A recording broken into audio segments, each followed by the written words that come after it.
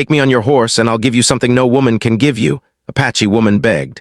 The sun stood high over the dry lands of the American Southwest, pouring heat over the endless desert like fire from the sky. The earth was cracked and pale.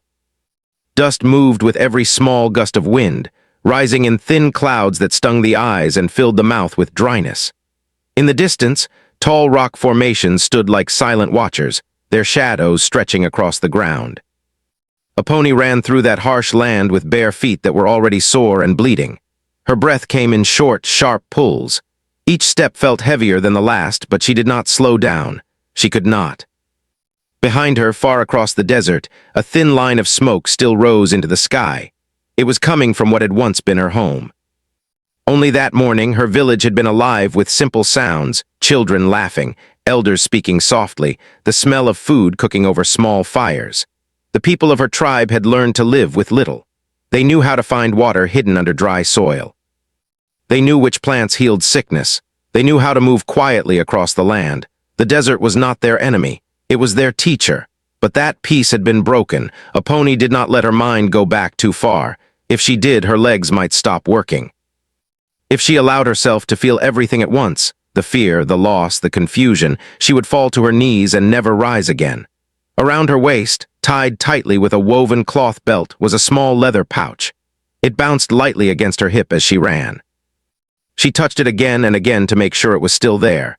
Inside it was not gold, not coins, not anything that would shine in the sunlight. To someone who did not understand, it might seem worthless, but to her people it meant survival. Inside the pouch were carefully drawn markings on treated animal hide.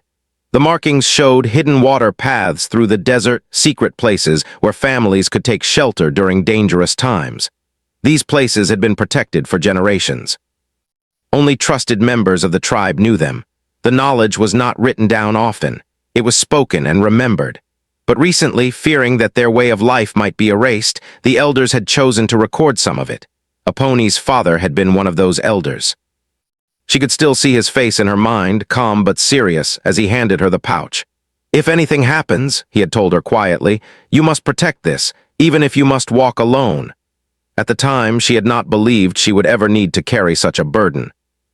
Now she was alone. The sun climbed higher.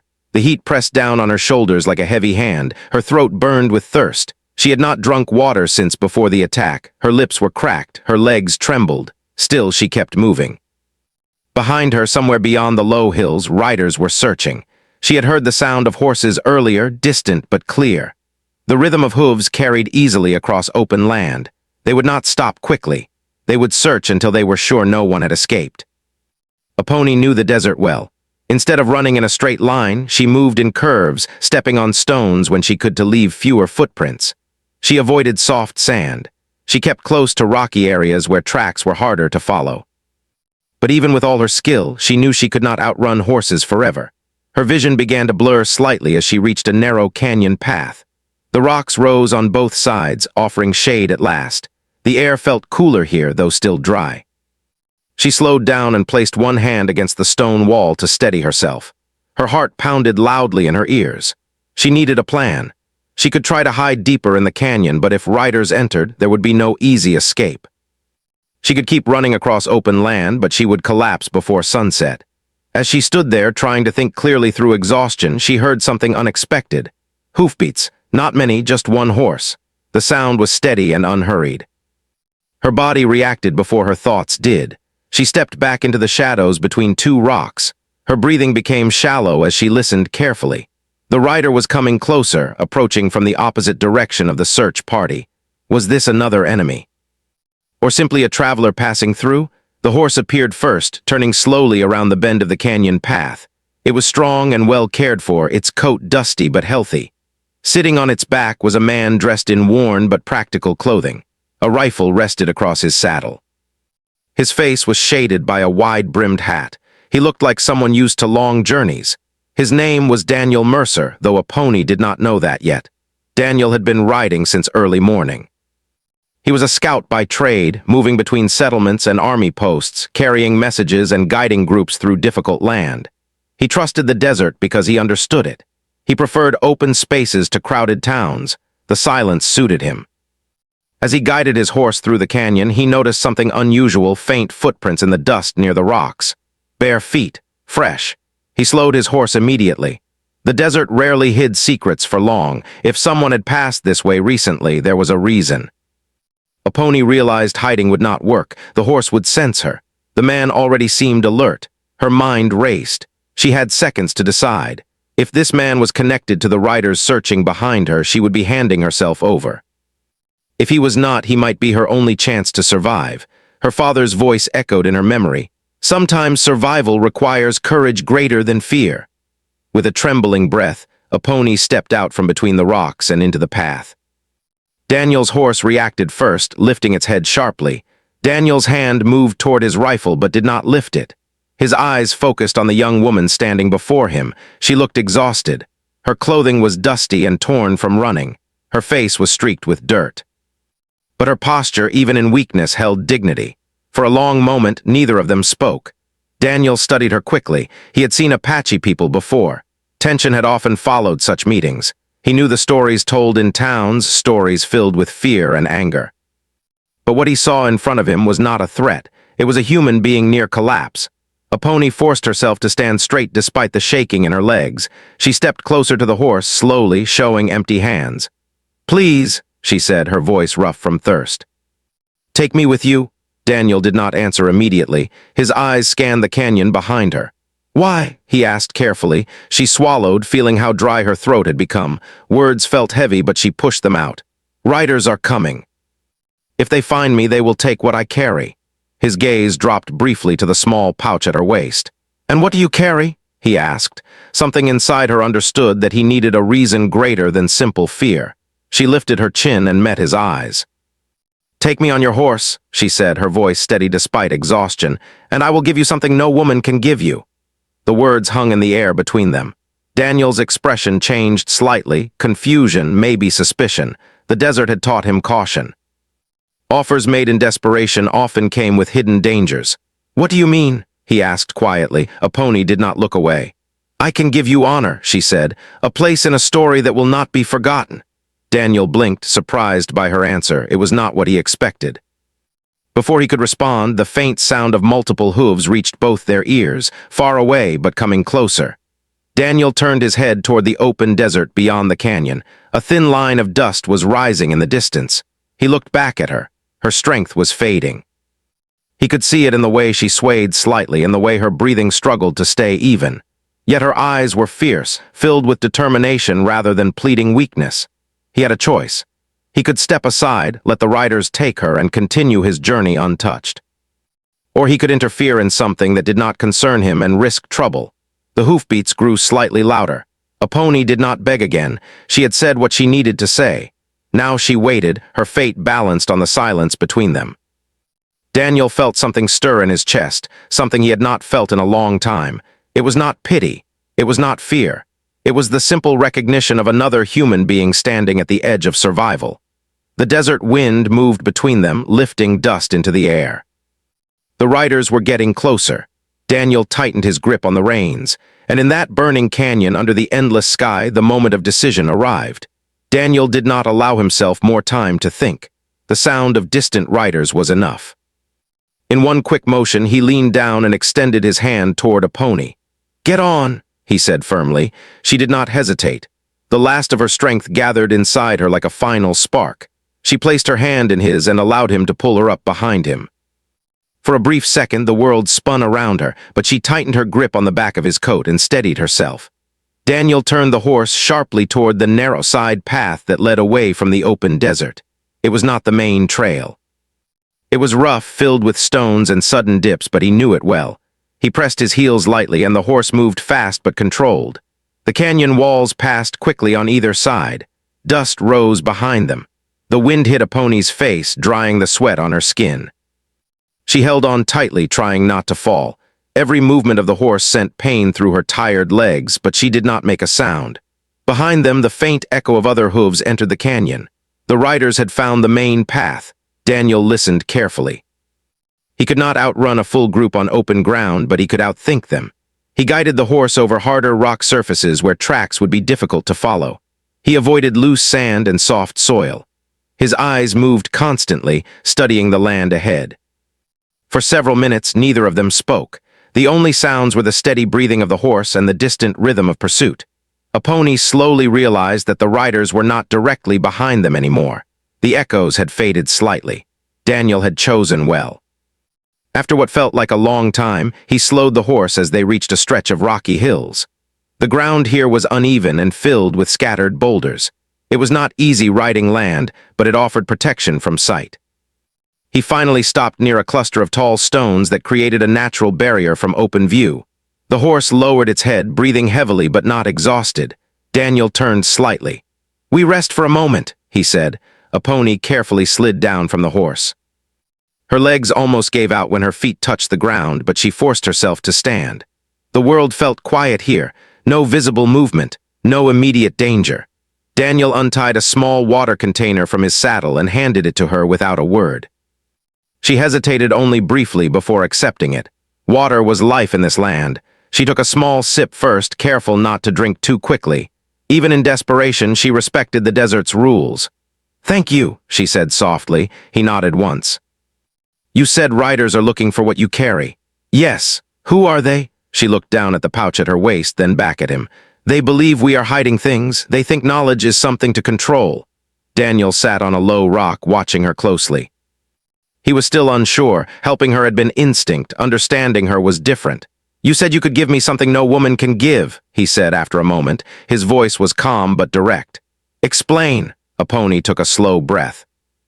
The heat had not disappeared, but the shade made it bearable. She stepped closer, keeping a respectful distance. "What I carry," she said, touching the pouch lightly, "is the memory of my people's paths, water hidden under dry land, canyons that protect families. Places where children can sleep without fear." Daniel listened without interrupting. "If this is taken," she continued, "those places will not remain safe. Others will find them, and then there will be nowhere left to go." He understood more now, not fully, but enough. "You want me to protect it?" he asked. "I want you to help me carry it beyond danger," she replied. "I cannot travel fast enough alone, and I cannot fight men on horses." Daniel looked out over the rocky hills. He had worked as a scout for years. He had guided groups through harsh land. He knew the value of hidden water. He also knew how quickly such information could change power. "You trust me very easily," he said quietly. A faint, tired smile touched her face. "No," she answered honestly. "I do not trust easily.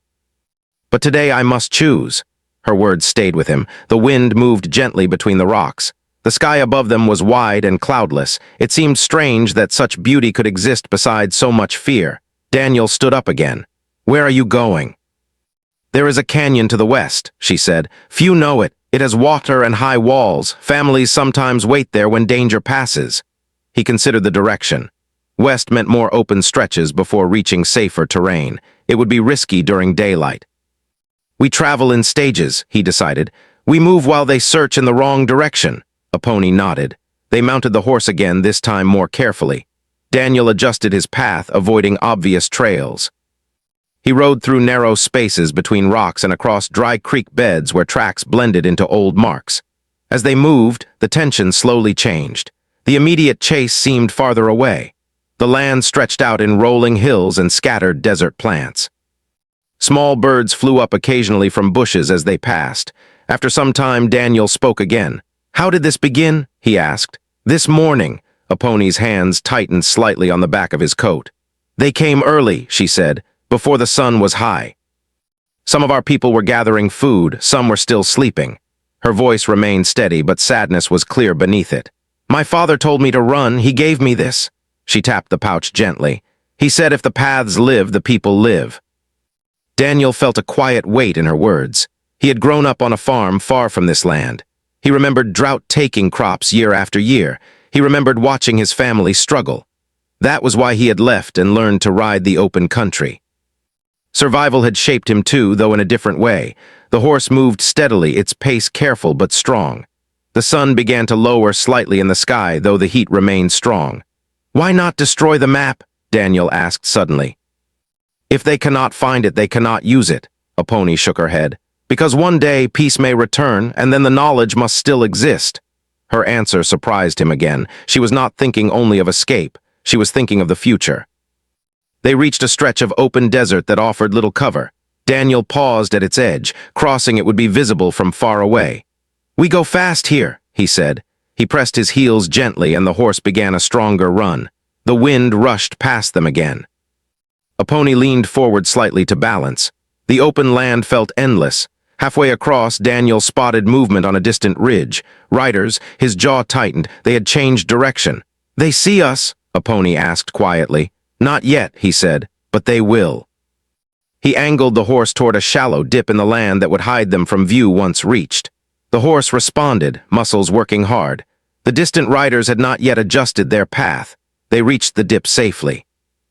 Daniel slowed only slightly before guiding the horse along its length, staying hidden by the natural curve of the ground. The chase was not over, but something inside him had changed. He no longer saw this as simply helping a stranger. He now understood that what she carried was more than a pouch. It was memory. It was identity. It was hope for people he had once only known through distant stories. As the sun began its slow descent toward the horizon, painting the sky in shades of gold and soft orange, they continued west. The desert was no longer just empty land between them and safety. It was a test, and together they were facing it. The evening came slowly, painting the desert sky in soft shades of orange, gold, and pale purple. The sun dipped closer to the horizon, and the shadows of rocks stretched across the sand like long, silent fingers. Apache and Daniel had traveled through rough land all day, moving carefully to avoid any riders who might be looking for them. The heat had faded slightly, but the air was still dry and carried the scent of dust and sage. Their horse, though tired, continued steadily, guided by Daniel's careful hands. Eventually, Daniel led them to a natural shelter among tall rock formations. It was a small canyon with high walls, perfect for hiding. The stones formed a natural barrier, blocking sight from above. The place was quiet, peaceful in a way that made the exhaustion of the day hit both of them fully. Apache slid down from the horse, her legs weak but still capable of carrying her. She sank to the ground, letting her back rest against the cool rock. Daniel stayed on his feet, scanning the surroundings carefully. The desert could hide danger, and he had learned to trust no silence completely. But after a moment, he relaxed slightly. "We're safe here for now," he said, though his voice was low, almost a whisper, as if saying it too loudly would break the fragile peace. Apache looked up at him, her face still streaked with dirt and sweat from the day's travel. Her eyes were sharp despite exhaustion, full of life and determination. She took a deep breath, feeling the air cool in her lungs. For the first time since the attack, she felt a small sense of relief. Daniel offered her some water again, a small leather container tied to his belt. She took it with both hands, drinking slowly to avoid making herself sick. When she was done, she held the container to her chest for a moment, feeling the life it contained. Then she looked at Daniel. "I should explain," she said. "Before the attack, my people lived here peacefully. We knew the desert like it was part of us. Every path, every stone, every drop of water had a purpose." But now, her voice faltered slightly and Daniel waited without speaking. "Now," she continued, "we must protect what we can. What I carry is not gold, not jewels. It is knowledge, paths, and places that keep our people alive. If it is lost, if it falls into the wrong hands, many will suffer." Daniel studied her silently. He had seen maps before. He had guided travelers across deserts and mountains, but he realized that this was different. The knowledge she carried was living history, something tied to survival and identity, not just directions on a page. "You trust me with this," he said carefully, "even though we just met." "I do," Apache replied simply. "I have no choice. And even if I did, I would have to trust someone. You are here. You see what is happening. You can help." Daniel nodded, thinking of his own past. He had grown up on a farm, learning about survival in a harsh world. He had lost family to sickness and drought. He understood fear and loss, even if it had taken him far from the land he had known as a child.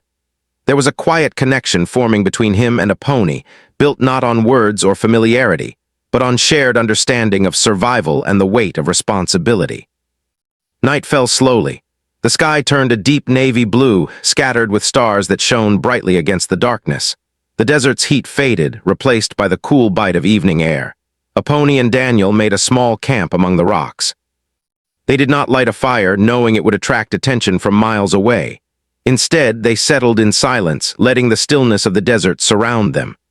"I will tell you something," Apache said finally, her voice soft in the quiet. "You must understand who we are, why this knowledge matters." Daniel listened carefully. She spoke of her childhood, growing up in a village surrounded by the desert. She told stories of families gathering food, elders teaching songs and histories, and children learning paths through the desert to find water. Each story was full of life, even if it carried the shadow of loss. "They taught me to see the land not as empty, but as alive," she said. "Every stone, every tree, every stream has meaning. It is not just survival, it is respect." Daniel felt a stirring in his chest. He had been taught to see the land as something to cross, something to use.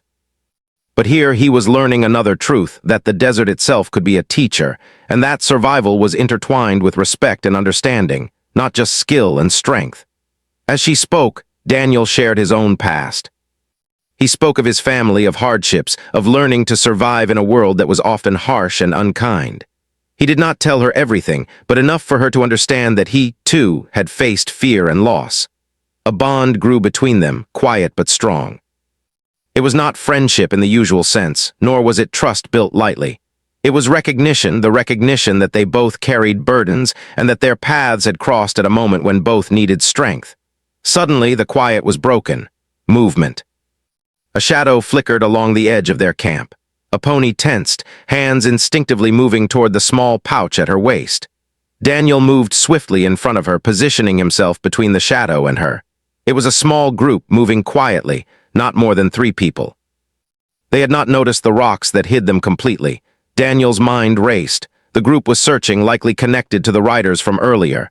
"Stay behind me," he whispered. "Do exactly as I say." Apache nodded. Her heart raced, but she trusted him. She had no other choice. Daniel stepped forward slowly, making himself visible. "We're just passing through," he called out, keeping his voice steady. "No need for trouble." The group hesitated. The leader stepped forward, squinting. "What are you doing here?" he demanded. Daniel spoke quickly. "I saw no one. We came from the other side. Nothing to report. Move along." The group exchanged glances. Daniel's confident stance and the calm tone of his voice created doubt. They were unsure if they had truly seen anything. After a tense moment, they moved on, disappearing into the night. Apache exhaled slowly, relief flooding through her. Daniel gave her a small nod, signaling that the immediate danger had passed. They remained in the canyon for the rest of the night. Stars moved slowly overhead, and the desert breathed around them. The fear of pursuit lingered, but so did a quiet understanding. Daniel had protected her, and she had shared a truth that he could not ignore. By dawn, they were ready to continue. The desert was still, waiting for the sun to rise fully. Daniel led the horse carefully along hidden paths, while Apache clung to the back, feeling the strength of both the horse and the man who guided them. As they traveled, Apache spoke quietly of her people's customs, of ceremonies, songs, and traditions that had been passed down for generations. Daniel listened, realizing that he was learning more than just geography or survival skills. He was learning the heart of a culture, a way of life that had existed for centuries despite the harshness of the land and the dangers of outsiders. Hours passed, and the sun climbed high once again. The desert stretched endlessly, but the canyon they were aiming for was still far ahead. Daniel's mind worked constantly, planning paths, watching for danger, and keeping the horse steady. Apache stayed close, holding on tightly and occasionally touching the pouch to ensure it remained secure. By midday, they reached a small plateau that gave a view of the surrounding land. The desert looked different from this height, a patchwork of rocks, sand, and distant rivers that glimmered in the sunlight. Apache pointed toward a distant line of cliffs. "That is where we must go," she said.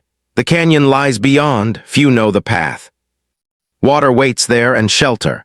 Daniel studied the terrain carefully. It would not be easy. The plateau was open and exposed. Any pursuers could see them from far away. But it was the fastest route, and hesitation could cost them the chance to reach safety. "Then we go," he said, setting the horse in motion. Apache leaned forward, gripping him tightly. The wind rushed past, carrying dust and heat, but also a sense of urgency. They moved together, a single unit, facing the desert with determination. As the day wore on, Daniel and Apache encountered challenges, rocky patches, steep inclines, and sudden drops. The horse navigated skillfully, guided by Daniel's steady hands. Apache learned quickly to trust the horse's movements and Daniel's judgment. Each obstacle overcome strengthened their confidence and their bond. Finally, as the sun began its descent toward evening, they saw it, the hidden canyon. Its high walls rose from the desert like protective guardians. Shadows stretched across the water that glimmered within, reflecting the fading sunlight. Families could survive here. Children could play. Life could continue. Aponi's eyes filled with quiet relief. She touched the pouch once more, feeling the weight of responsibility lifted slightly. Daniel watched her, understanding that this was more than just a place on a map. It was hope, life, and the continuation of her people's story. For the first time since the attack, she smiled fully, not just in relief, but in recognition of what they had accomplished together. Daniel nodded silently. The journey was not over, but the most dangerous part had passed. They had survived the day, outsmarted pursuers, and reached a place of temporary safety. The desert stretched around them, vast and quiet. Stars would appear soon, and the night would bring a different kind of danger. But in that moment, they rested, knowing that the bond formed between them was stronger than fear.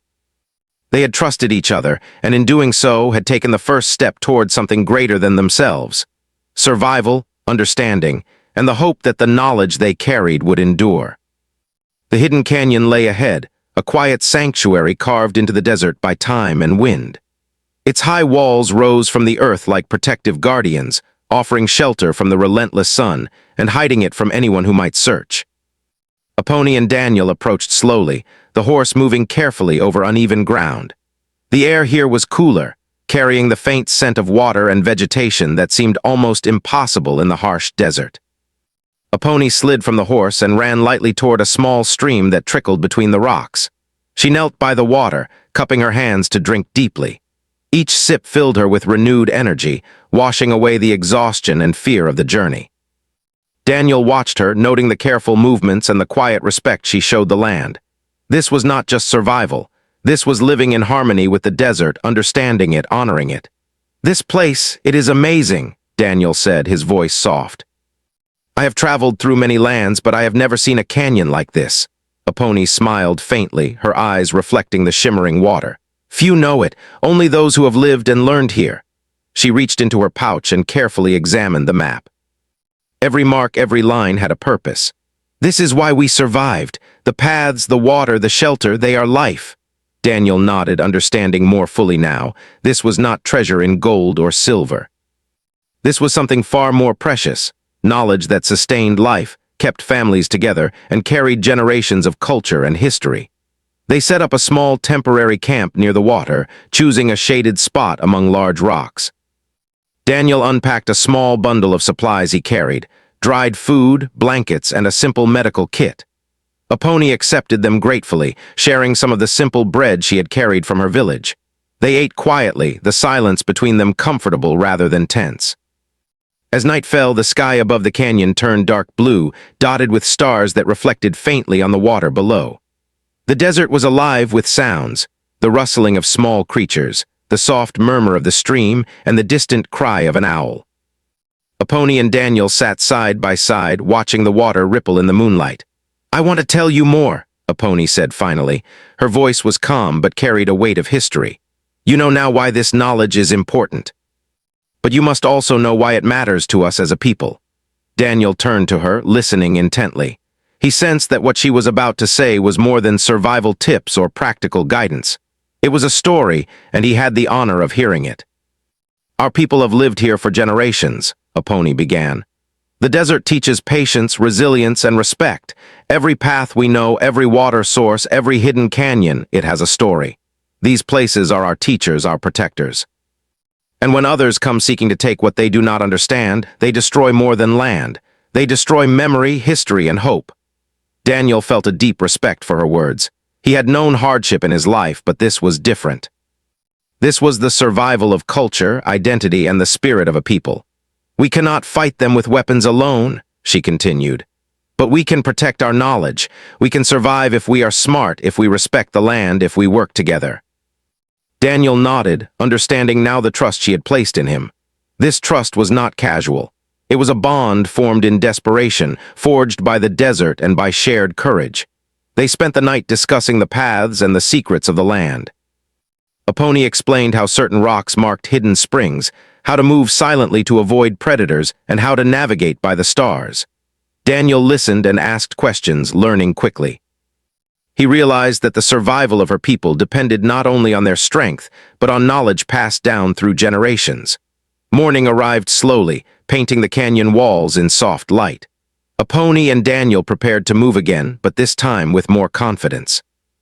The hidden canyon had given them safety and clarity. They were no longer fleeing blindly. They were traveling with purpose.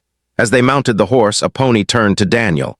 "I want to give you something," she said. Her tone was serious. "Something no woman can give lightly." Daniel looked at her, curious. She reached into the pouch, pulling out a small piece of leather with marks and symbols. She handed it to him carefully. "This is more than a map. It is recognition. It is a name given to those who protect life and memory, who choose honor over fear. It is a gift of trust." Daniel accepted it, feeling the weight of its importance. He understood that this was not a physical object alone. It was a connection, a promise, and a place in history. They continued through the canyon, moving carefully along narrow paths. The sun rose higher, and the desert stretched endlessly beyond the protective walls. Yet within the canyon, life thrived. Small plants grew near water, birds flitted between rocks, and the air carried the quiet hum of survival. For days, they traveled through the hidden passages, stopping occasionally to rest, to drink, or to examine the paths. Each day, Daniel learned more from Apache, not only about the land, but about patience, observation, and respect. He realized that survival was not only about speed or strength. It was about understanding, decision, and honor. Along the way, they encountered challenges, steep cliffs, narrow ledges, and sudden drops. Each time, Daniel guided the horse with care, Apache holding on tightly. They moved as a team, trusting each other completely. At one point, a sudden windstorm swept across an open area.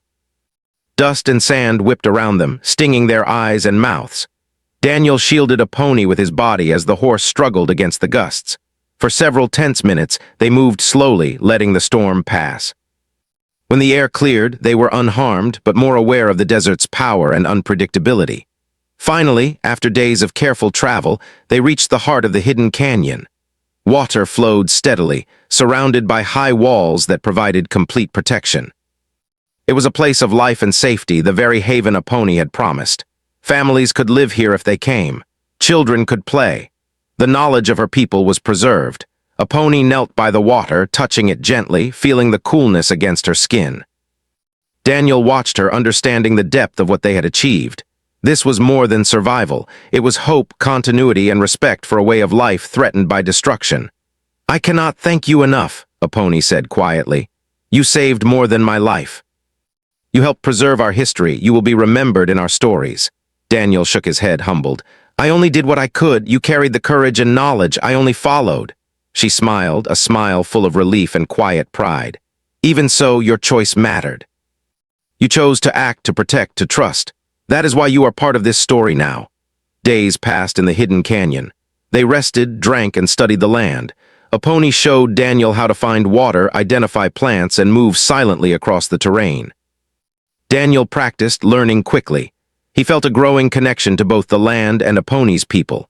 At night, they would sit by the water, watching the stars reflected in the calm surface. They shared stories of the past, of family, and of survival. Daniel realized that the desert, harsh as it was, had brought them together. It had forced trust, courage, and understanding. Finally, the time came for Daniel to leave the canyon. His journey had taken him far from home, and the desert would call him onward. Yet he knew he carried something more than memories. He carried trust, respect, and a bond that would endure beyond distance and time. Apache approached him, holding a small leather token. "Take this," she said.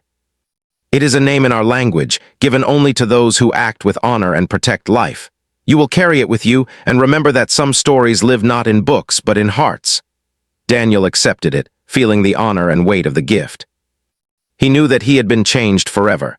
The desert had tested him, and he had learned a new understanding of life, trust, and courage. As he rode away from the canyon, he looked back once. Apache stood by the water, watching him. The hidden canyon remained, a quiet sanctuary filled with life and memory. He felt a deep sense of peace, knowing that her people's knowledge and culture had survived another day. The desert stretched endlessly, but Daniel no longer saw it as empty or hostile. He saw it as a teacher, a challenge, and a place where trust, courage, and honor could shape the future. And somewhere in the quiet stories told among Apache's people, there would always be mention of the man who chose compassion over fear, who respected life, and who became part of their history. The journey was over, but the lessons endured. The desert had given them both wisdom, and the bond they shared became a part of a story that would live far beyond their time. In that hidden canyon, life continued. The water flowed. The paths remained safe. And hope lived on, carried by the knowledge and courage of those who understood that survival was more than strength. It was honor, respect, and trust.